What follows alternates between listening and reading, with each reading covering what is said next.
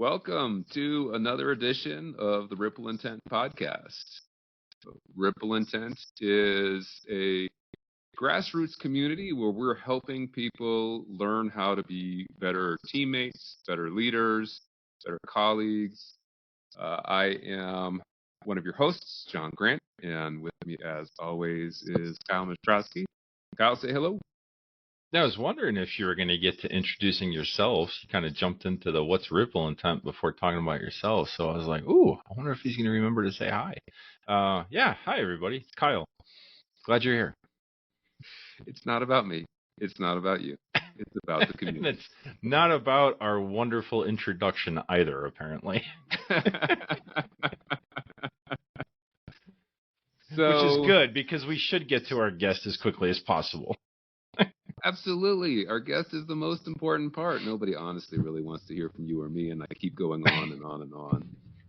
So we're excited to have an old friend to the program, a gentleman that you and I have known for several years, and we're going to talk about that a little bit, how we met and all that good stuff. But let me go ahead and have our guests introduce themselves. So Kent Hedges from MedExcel. Say hello to our listeners. Oh, hello, listeners. And then, of course, Kyle and Jon. Really appreciate this opportunity to come together with you and spend a few minutes. Unfortunately, you didn't tell me what to say, so that's going to be a problem later, but we'll get to that.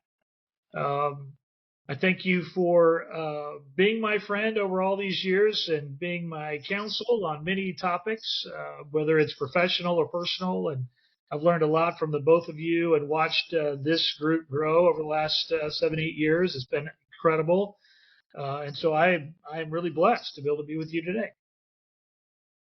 Oh, thanks Same for here. being here. Glad you're here. Yeah. You've had a pretty big impact on me and my career journey. So we met several years ago working on a hospital expansion project. And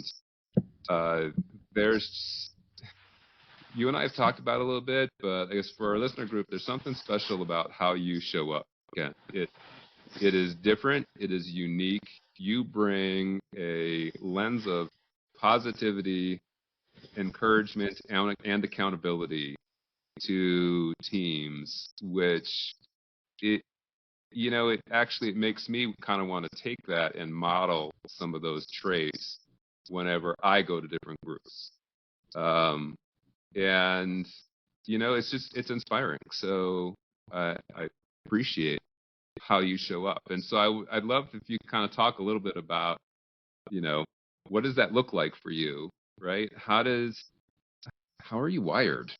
Because it's different. The woo and the positivity you bring out from your top 5 strengths, they show up right off the bat. So you have mentioned a bit, this is like the longest question in the world, I get it.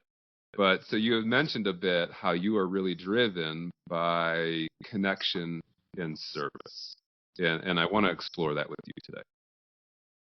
Well, I'm humbled that you would believe that anything that came out of my mouth is a benefit long term. I appreciate that sincerely. But we have the three of us have been in our careers for a little bit longer than a lot. And so we've learned some things along the way from people that have impacted us, right? Whether that's, for me, it's a high school band director. It was one of my first bosses when I was in the Navy. It was a spiritual mentor of mine from probably 25 years ago. And it was another spiritual mentor within the last 15 years. So I've been lucky to be influenced in a very positive way by these men and women that have helped shape me. Of course, the strengths that you talked about, I didn't even know what that was until my UHS days in 2013. And my boss at the time said, you need to go get your strengths finders done. Okay, what's that? And so we did. And oh my goodness, did that open a can, especially with me. And so, and now most recently with what Rex Miller's done with Genius Spark and how that angle has molded me. It's just these people that are doing amazing work out there, not only in the in their area of passion and direction, but also with that heart, with the open heart to truly serve and not just to be served. For me, I lost both my parents in the last couple of years, and writing your comments or your notes to speak on their behalf at their service really makes you think about what was the influence or were the influences that they had. And from my mom, it's really connection. Whenever I was growing up, I swam around Texas, and so we'd go to meets all over the place, and we'd stay at somebody's house that she knew, either the family member or a friend, and for the weekend. My dad was more service. He was a minister in a lot of small churches around East Texas. That's where Easter Sunday was 200 people. It was a big day. And so we're not talking big churches, but when you're a leader in a small church like that, you do all of it. You serve in so many ways. And that's why I like the small ones, because you got to know, wanted to connect with everybody in the congregation, and then how could he support their needs. So connection and service are two of my just personal themes. And then I've been lucky enough to work in companies that have given me the opportunity to learn new things and try to get better and improve upon the day to day. I ask the questions to my project teams all the time, and Jon, you can attest to this personally. What bothers you right now? What is something that's driving you nuts right now? And it can be work related, it can be relationship related, it can be your car, whatever. Okay, somebody else in the group have something to say about that, have an opinion, or gone through that or whatever. How can we work together to help that person succeed? In fact, I owned my own company for about 3 years, from 2010 to, well, actually it's still I still have it. I just don't use it. But the whole premise behind the company is I know Kyle, and he has a need. And I know Jon. Jon can fulfill that need. Jon, Kyle, there you go. Go connect. And hopefully you guys can work together to get a solution there. And it worked great for a few years. And then I realized that healthcare for young kids is expensive. And so I needed to get a real job again. So I got back into the workforce. But I learned a lot through that entire experience. But most of the time with projects, I find that, especially around the lean arena and the IPD arena, that there's a lot of people that are doing it. They're just not doing it under the title of or within the framework of what a more traditional lean approach would be, and not fully integrated at all. That's very rare to find. So oftentimes I would have to go into project teams, and luckily as the owner's rep, I had a little bit more. I knew nothing about what I was doing, but because I had the owner's rep title, people would listen to me for some reason, and then they figured out that I really didn't know what I was doing, but I was excited about it, and they got that excitement and wanted to learn more. And so we were very successful. That project we did together in Denver was awesome. We delivered that very well. Different people learn different things about processes and about the lean world, and but then my personality had to mold to that team, right? I couldn't just come in and say it's my way or the highway. No, that doesn't work, right? I was never going to get anywhere. So I had to learn about other people. I love that. I love to connect. Again, I would love to get to know you for you, not you as a engineer or you as a fellow owner, but just what makes you tick, so that I can then use that knowledge to go help someone else or help myself. Because you guys have both been in the same boat as me. Well, what I see you doing with that is your desire for connection and learning about the person across the table or through the screen is you're actually then making me want to engage. You're pulling this out of other people. I don't know how much you fully recognize that.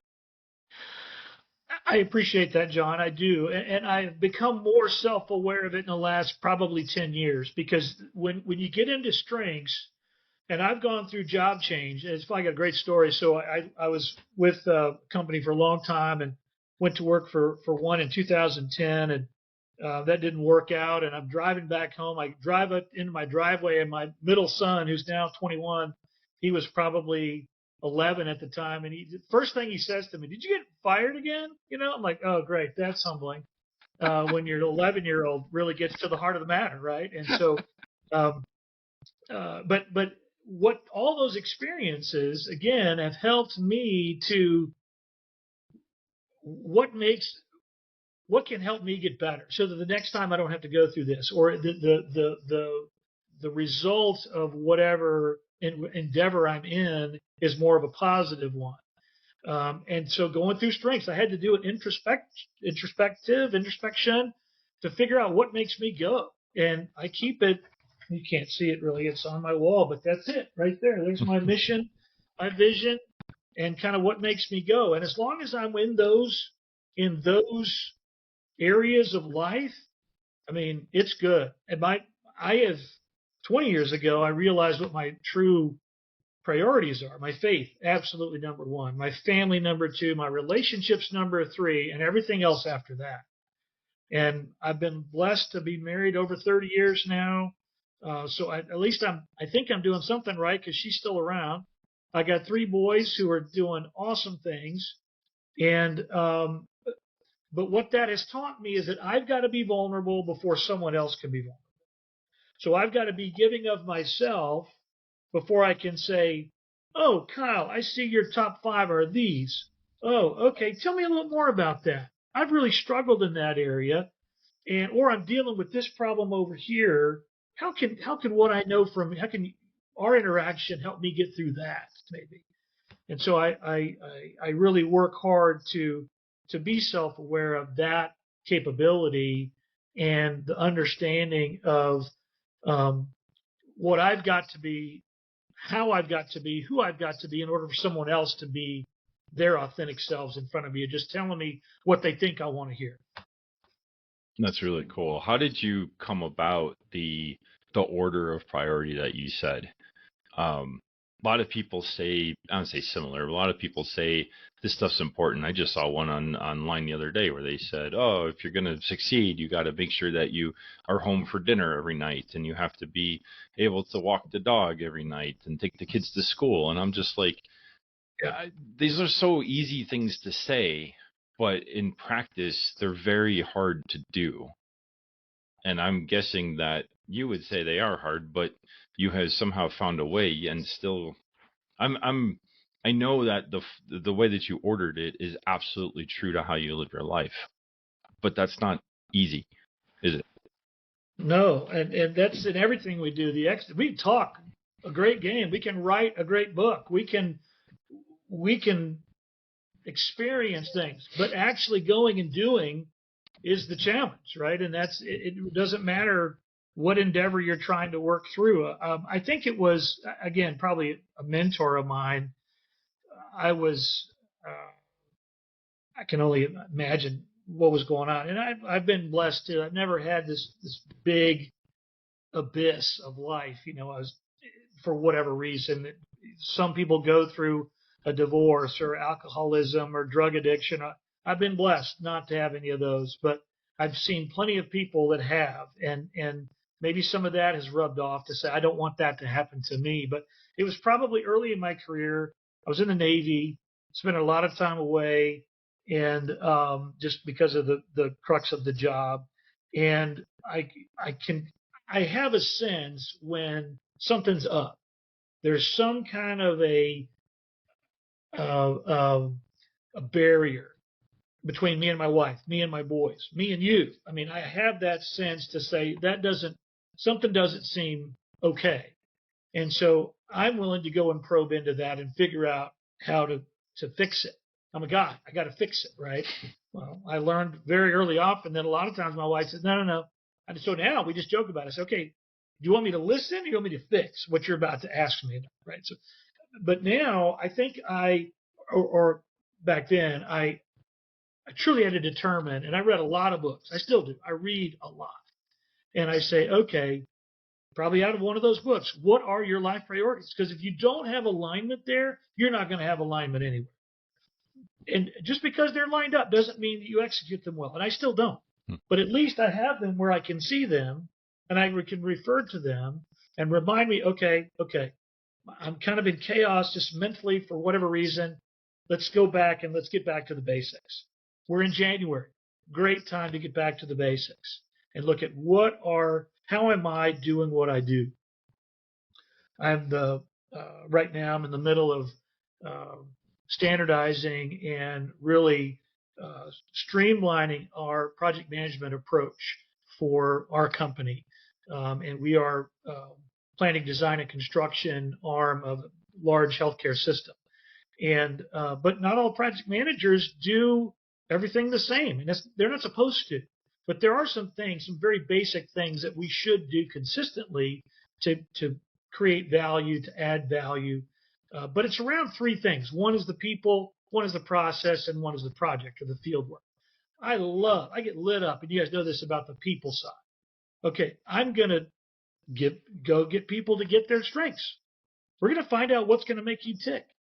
We're going to find out how can you utilize that in all areas of your life. Is it true? Yeah. I'm going to take them through Genius Spark.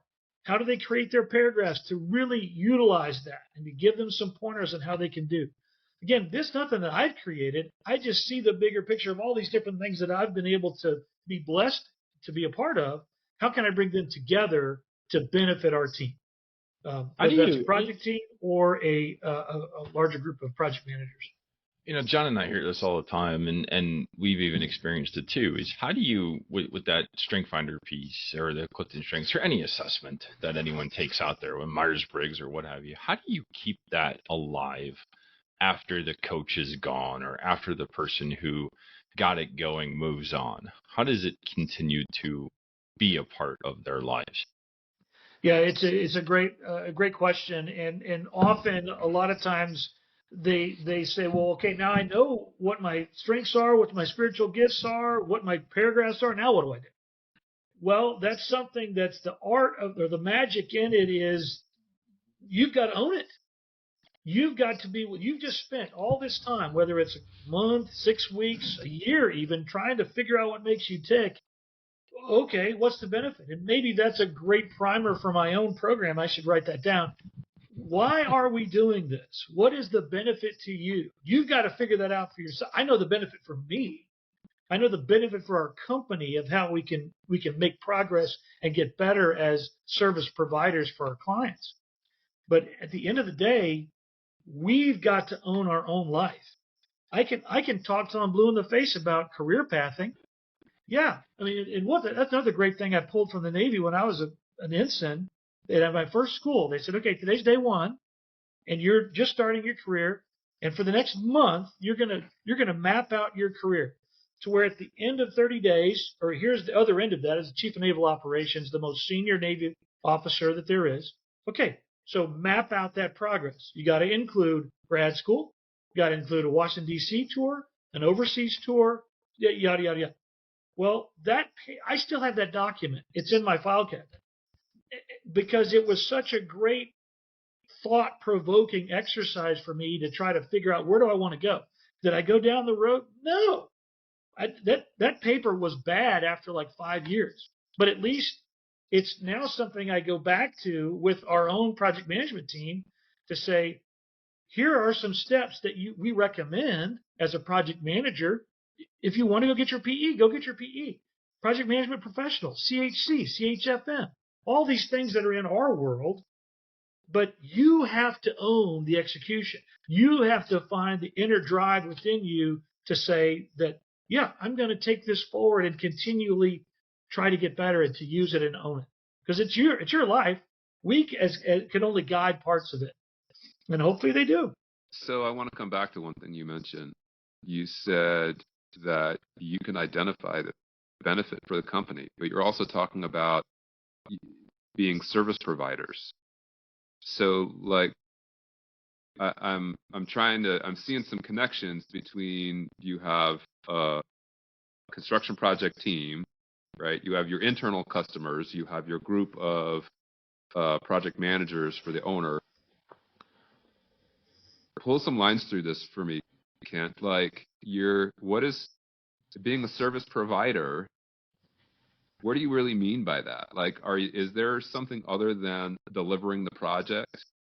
where you're looking at building that benefit, or are you redefining what that team is actually doing for the greater organization? I think it was my first job after the Navy, and my boss at the time said, who is consulting you? Why are they consulting you, and what are they asking you for? Basically, he was asking me, what value do you bring to the table, Ken? And so over the years, that I've pondered that a ton to say, okay, I mean, I'm still friends with the CEO of the hospital and that we worked on together. I want to be the first call.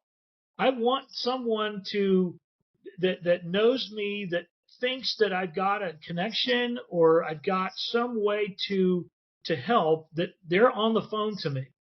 That's one side of it. Okay, that's the professional side more than anything else. To me, relationships, again, remember, faith, family, relationships, that's huge. My network is huge to me. It's very important to me. Another story that I take away is when we moved to Austin in 2008, my oldest son plays baseball. All three of my boys play baseball. And so that's been a big part of our life. And one of the coaches, I didn't know him very well, his assistant coach, killed himself. He was driving to work. He works in a place about 45 minutes from here. It's a very windy road, drove himself off the road. And my initial thought was, who was his crew? Who, and maybe he had a crew, maybe he had a close group of guys that he had been working with and just couldn't get over whatever was going on for him to make that decision. But that tore me up. Not because I knew him or not because I didn't know him, but because, oh my gosh, I have friends out there that I'm very close with that I don't know, that I've had tough conversations with, to be able to say, hey, if you're ever in this situation, call me. Because maybe there's nothing I can do, and most likely there's not, but I can be there to encourage. I can be there to say, hey, I'm a voice. I'm some ears that can listen. Let's go to get coffee. So there's really a dichotomy of this conversation. I'm a very positive person. And so depression is very difficult for me to understand, but I'm absolutely willing and open and honest. Anybody that's going to ever hear this, my number is 512-971-6269. Call me, please, because I want to make sure that you know that you are not alone. And that's one of the big gifts that I've learned over the years, is that, oh my gosh, you are not going through whatever it is you're going through by yourself. You're not the first one to ever go through that. You're not.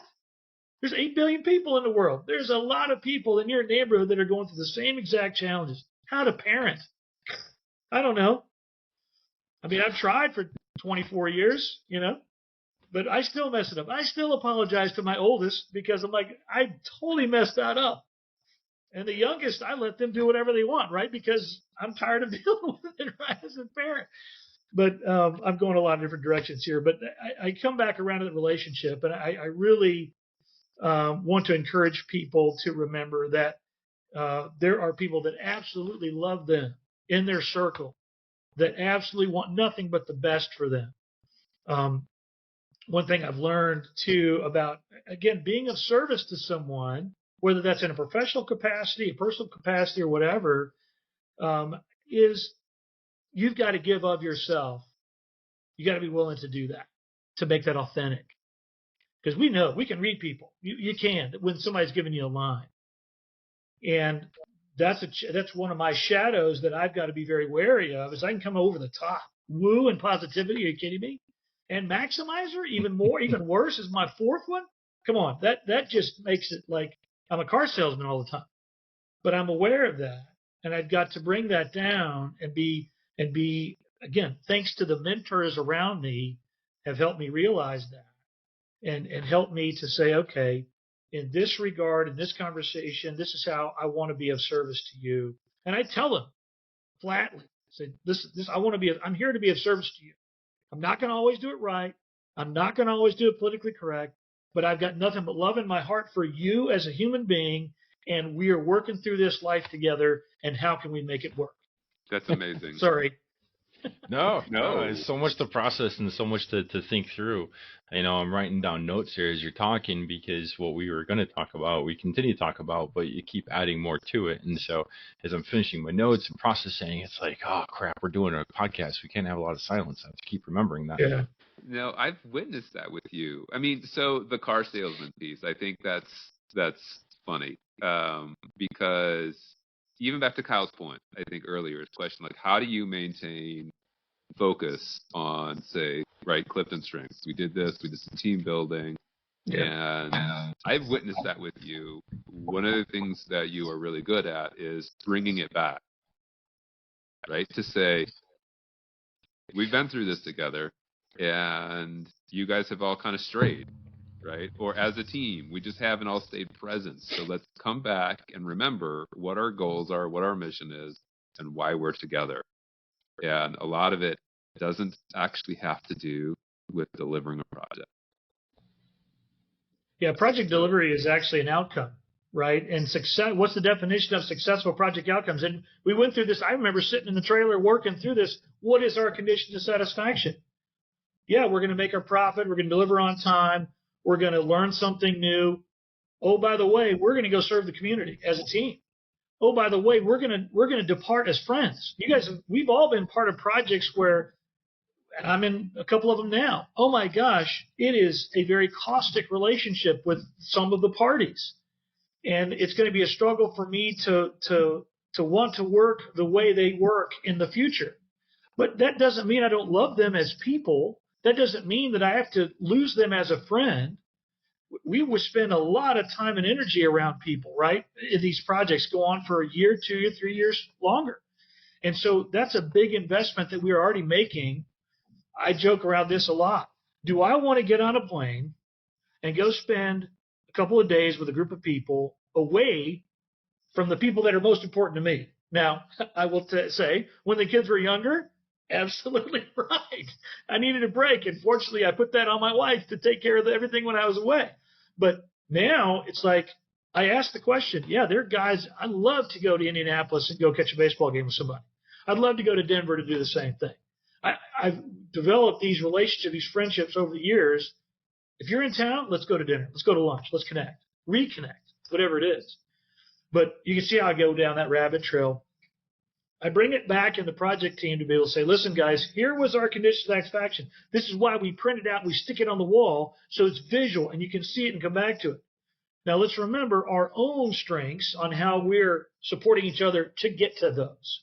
So if you tie it together to that, then the benefit or the outcome is, oh, okay, let's look at a problem not like my hand is between you and me, but it's over here to the side. And so that we're on the same side looking at the problem, right? The problem is the problem, not you and me. The relationship is not the problem. It can be, and I'm willing to get into the weeds to try to figure out that offline. But typically in project teams, we put the problem in between us. The design, it's over-designed, and now I've gone to get a budget, and I can't afford it. Okay, well, instead of, again, battling back and forth over a VE log, which, by the way, is a huge waste, let's get that over here to the side and say, how can we address this and get it figured out? So you advocate and push for the communication. And because we hear that a lot too, right? Oh, the easy button. It's all about communication. All about communication. Well, you can communicate and make the situation worse. You can also communicate and make the situation better. There is a such thing as bad communication. And I hate the people who say, oh, communication is the key to success. It's like, it can be, yes, but it can also be used as a weapon. Mm-hmm. And so you're very in tune to your community. You two need to talk, and you need some help in talking. It's not as simple as go in a room and figure it out. I always love that. That's a great leadership. That's one of the ones I learned early on, right? The first was ignore the problem and it might go away.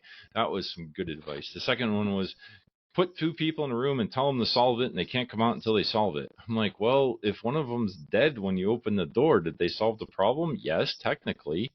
But does that actually help? No. So it's more complicated than these simplistic idioms. You're exactly right. And human interaction is the foundation of it, right? And trust. And if there's a lack of trust, going into that room, it doesn't matter how long they're in there. They're going to agree to disagree and walk out with that as the final result. But I think at the same time, there's a humility and a big boy word from my East Texas brain, magnanimity, that is a unique characteristic that a lot of people don't really kind of dive into, because it's a combination of self-awareness and humility, is magnanimity, right? And how can you walk in with a true servant's heart, trying to solve it to the better of the project, not the other end of either of us. It's what's benefit of the ultimate goal. So, Kent, when you show up the way you do, what do you feel like what's the impact? How are other people reacting? Do they mirror your behavior when you start out with that vulnerability and the love for another human being? Do you feel that that's reflected? Do you feel like, what kind of impact are you seeing on teams? Well, that's a great question, John. And I think that it depends. I think that if it's someone who knows me and it's a reconnection, it's great, because you immediately fall back into whenever the last time was we spoke, maybe 2 years ago, 5 years ago, and you just kind of fall back into that rhythm and you're just catching up on each other, right? But when you're like a project team and nobody knows you, and I, again, am self-aware of that walking in, that I've got a little bit more gray than most, and it's thinning out more than most, and a lot of the guys in the team are younger, and so I've got to tailor how much of that I just open up with. Now, I do explain exactly where I'm coming from, that I'm going to mess it up. I'm going to be direct at times, but remember, the goal is this. And whether that's a full plan session, a budget session, a scope discussion with a client, doesn't matter what it is, I've got to be cognizant of letting them talk more than I talk, right? And I struggle with that. I really do. But at least I'm aware of it. In fact, I've got a great thing that's taped right here on my monitor. It's WAIT, wait. Why am I talking, right? That was given to me by a friend a couple of years ago. And it just is so profound. And so I got to listen more. Sometimes it comes across as very pushy. Sometimes it comes across as just that I don't understand that guy. Why is he so loud? Why is he so jazzed about this? That's my passion for trying to get to a solution, or passion for trying to get a benefit, or getting to know somebody else. And that pushes people away. It does. And I'm okay with that. I'm not going to sacrifice who I am and nor I would recommend anybody do that. Again, at the end of the day, faith, family, relationships after that. And as long as I stay within those frameworks, I'm gonna upset the apple cart. I just am, because we're different. And I just have a passion about certain things that rubs people wrong. And I get it. And please tell me this. Give me the feedback so I can get better at understanding your perspective and how we can work together to move forward. Oh, I disagree with you. I don't feel like, and maybe it's certainly maybe just right where I come from, yeah, versus maybe somebody else. I don't see the rub. You're not rubbing me the wrong way, right? It's more, I see the way you come across as an invitation. And I hope so, and I appreciate that, John, and I do, and I think that's what my hope is, that it's always well received in a positive way. I'm not, what's the word, egotistical enough to think otherwise, but I'd love for it always to be that way, because that's my intent. Is with nothing but love in my heart for you, and man, and I joke with my kids and my family all the time. I don't know that guy. That's just a friend I haven't met yet. That's all it is. And I have no problem going over and saying, hey, you look interesting. My name's Kent. See that commercial of being your parents and LL Cool J's in the line, but the guy just turns around and says, hey, I'm Joe. I would not do that, I don't think, but it depends on who it is, I guess. Yeah, you see it as a positive, John, but you know too that the rest of the world struggles with, and it's why I think, Kent, you recognize it as well, is you're upsetting, especially when you profess that you put those three things first. In the business world, we're not supposed to put those three things first. What goes first? Well, it's results, and it's not even on your list. It's in the everything else bucket. Mhm. And so you're right off the bat, by professing that, you're challenging everyone else's either implied or imposed or self-belief system. We're here. We should be here to get the job done. If we develop relationships, if we are able to focus on our family, that's a bonus. And Mm. you're the other way around. And we Yeah. all believe that. And I say we all, right, on this conversation, we all believe this. And a lot of the people that work with us with Ripple Intent believe this as well. But we know it's an uphill battle, because it's so much easier to say, well, we're going to focus on getting the project done. You said earlier, the project's the outcome, whereas most people are like, no, the project is the purpose. Mm. And this is the tension I think that we all feel, and that's why we keep trying to find ways. Especially, it goes back to, how do you keep this stuff at the forefront of the conversation?